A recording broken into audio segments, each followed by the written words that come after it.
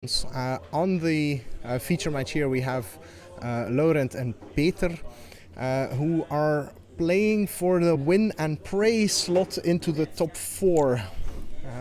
Both of them are on 2-2, and if we have a particular break in the top tables, then the winner of this match might have a chance at getting into the top 4.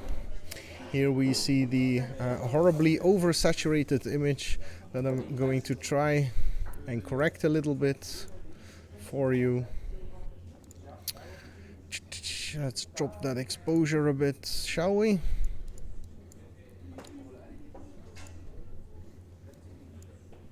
Ooh, that's too much. There we go. That's a bit more, let's call it organic. And our players are ready to go.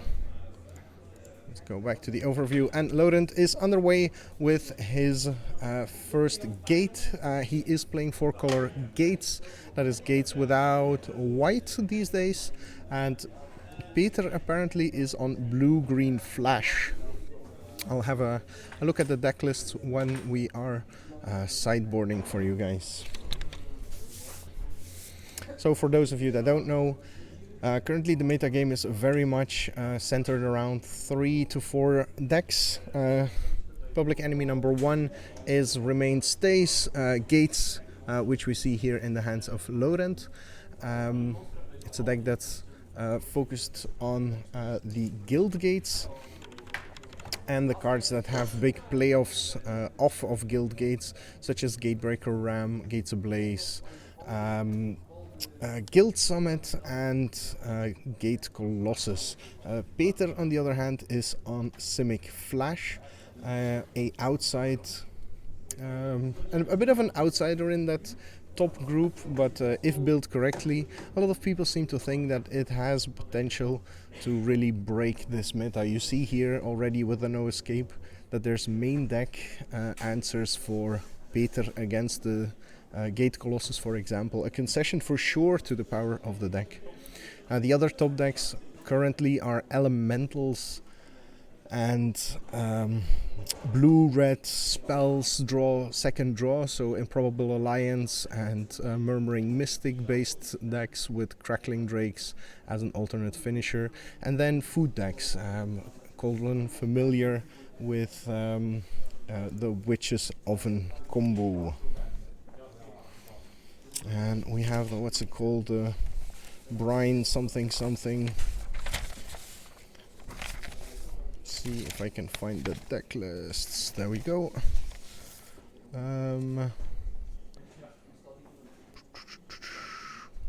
This is the wrong Peter.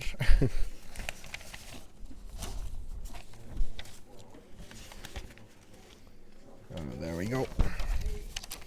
So Peter is very much a mono black splashing green for a few utility cards there. Brineborn, I know it.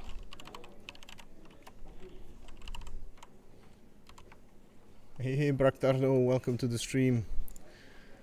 We're having a look at the Gentry leaderboard here. Ooh, and we have a Guild Summit on the other side for Laurent. Ready to rake in those big card advantage swings that this deck often uses to solidify a lead.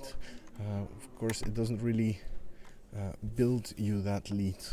And we see Peter keeping open mana here to answer whatever Laurent brings to the table. Summer, welcome to the stream. Second spell for Laurent is another Guild Summit. Opts not to tap that one land here to draw an extra card. And we have the Brineborn Cutthroat coming in for another little swing.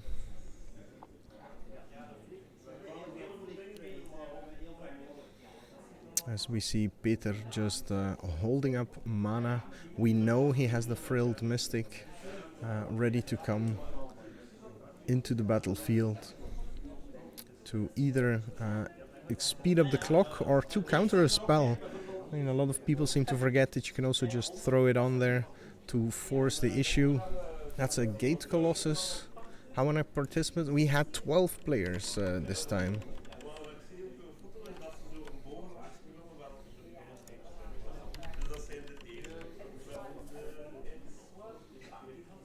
So Gate Colossus, the recurring threat, gets no escaped.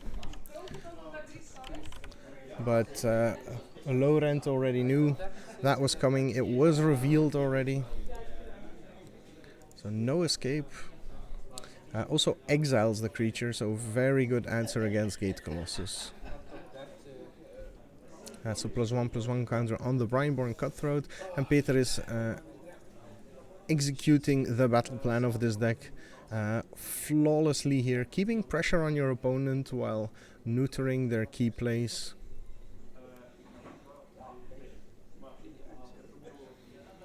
Sitting on a hand with what I think is 2 Frilled Mystics and some other control elements. Casmina Transmutation in the main deck as well for Peter.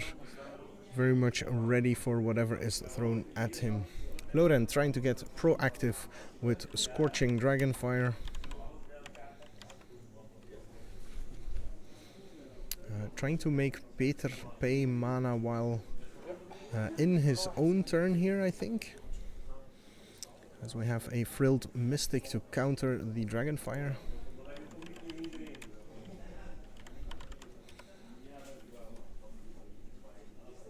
Oh no, apparently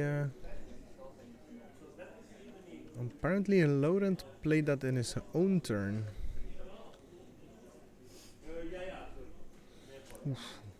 That's a very big swing now. Coming in for 7, dropping Laurent down to 4. Salut Mark! Daarvoor zag ik niet zitten om nog te gaan, maar tot morgen hè. Ja, zal ik eens. And Laurent was somewhat pinched on mana for sure here. He, if he would have had 5 mana earlier, he could have gone Scorching Dragonfire into Gates Ablaze that turn, which would have been quite the impact. Now here's the desperation Gates Ablaze from him, and all Peter needs to do is toss that Frilled Mystic on the table to neutralize that threat, and we'll be going to game number 2 probably. Grows the Cutthroat. What are it didn't just start. This is actually round 5 because we had an issue with the stream. It looks like we have most likely Alan, Ian and Kerem in the top 3, with either Sander, the Quick, or the winner of this match most likely making it in. The stream already started now though, yes. So, Peter Steenbeke, let's have a look at this deck. His rare package is Muyanling, God Eternal Kefnet, Nightpack Ambusher, and a Sadwick the Wizened. So a deck that doesn't really thrive on its rare and mythic slot. I love his deck name for Peter, the Greed Police. So very much aimed at punishing all these big spell decks that like Gates is really much. This deck is one of the designs for addressing Gates for sure. I think I'm gonna put on my headset because there's people shouting on the other side here. So just to wear earplugs here. So the things that he has in his deck, like we've already seen the Brineborn Cutthroat and the Frilled Mystic. He also has Spectral Sailor, the 1/1 flash that draws him cards, and Hypnotic Sprites to get him extra free counter and pressure. Hypnotic Sprite is the adventure card, and then at common he's playing all the good blue cards that can answer other stuff if we're in a tempo setting. So we have Witching Well and Opt to smooth out the mana. Quench and Negate main deck, Casmina's Transmutation, Growth Spiral, Whisper Agent, and No Escape. Notably, he only has one No Escape in his main deck, so he was very fortunate to see that one there, as the other cards in his deck aren't that good. He also doesn't have any in his sideboard to bring in, which Laurent will be pretty happy about if he knew. We have some Return to Nature, Fairy Duelist, Scalding Cauldron, Heartpiecer Bow. Disdainful Stroke is pretty interesting, but it doesn't answer a Gatebreaker Ram, of course. Sagittar's Volley, Negate, and another Casmina's Transmutation. So, most notably, he does not have extra No Escapes, which is one of those cards that are essential in this matchup, but of course are clunky. They're hard to put in your lineup. Now for Laurent, pretty standard 4-color Gates deck. Laurent won the last time with a sideboard that just had 7 cards because of a sideboarding mishap, and is pretty much on the standard thing. Arboreal Grazer, Gatebreaker Ram, Gate Colossus, one Narset, Chandra Awakened Inferno, one Garruk, one Liliana, and one Ugin the Ineffable. Then main deck Duresses, which have become a staple. Growth Spiral, main deck Negates, Scorching Dragonfires, 4 Gates Ablazes. So very much prepared to deal with creature decks. Most of the decks these days seem to play just 3 of these, and then 3 Guild Summit, followed by a slew of Gates, of course. In the sideboard we're seeing extra Duresses, which he will need. Probably that extra Scorching Dragonfire, Crushing Canopy. There's quite a bit of options there for him.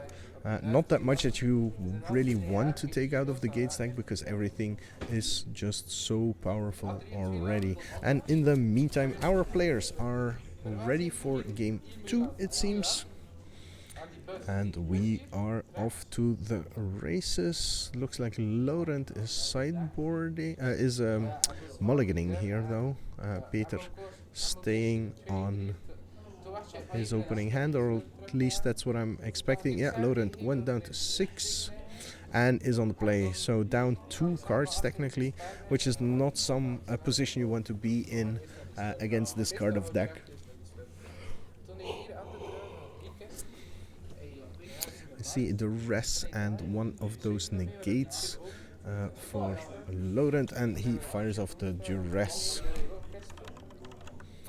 Sees Casmina's Transmutation, Kefnet, Brineborn Cutthroat, and a bunch of lands, so he gets rid of the Casmina's Transmutation because that's the only card he has available to him. With Duress only being able to take non-creature spells, of course. 4 viewers in the meantime. Welcome everyone. If you have no clue what's going on, feel free to ask your question in the chat. But we have Summer, Bractardo, and Boxy. I think the other 2 are bots. So I guess, yeah, you guys know what is going on. Okay, Brineborn Cutthroat for Peter. All the bots. So Peter is going on the offensive, as Laurent has nothing to commit to the board. I'm a bit surprised by Peter's choice of rares. Seems to be missing a bit of flash there, because the philosophy of this deck really is to keep open your mana, see whether or not your opponent is doing anything, and then flashing in some creatures to put pressure, and always having that mana available so your opponent can only count on instant speed spells. God Eternal Kefnet comes in. It's a bit awkward if that one reveals counter spells. So it's more just a 4/5 flying. Laurent fails to capitalize on the window to clear the board. Could have technically played... he couldn't play gate tapped and wiped because he has another basic there. Ooh, and we get the Mu Yanling, which gets answered by a negate. And hits the bin.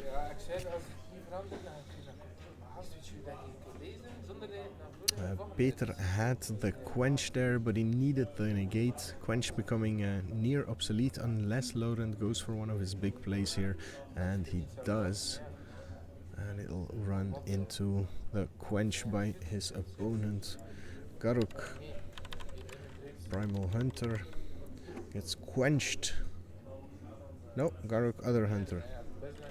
Well, the correct Garuk gets quenched. And Peter keeps putting on the pressure. He's attacking for 7 here. And Laurent needs to push through a Gates Ablaze or pretty much loses on the board. And there's the handshake. There's no Gates Ablaze for Peter. And Peter shows that if you bring a surgical knife to the battle, then yes, you can get rid of a Gates deck. As much as people seem to believe it's impossible at this point.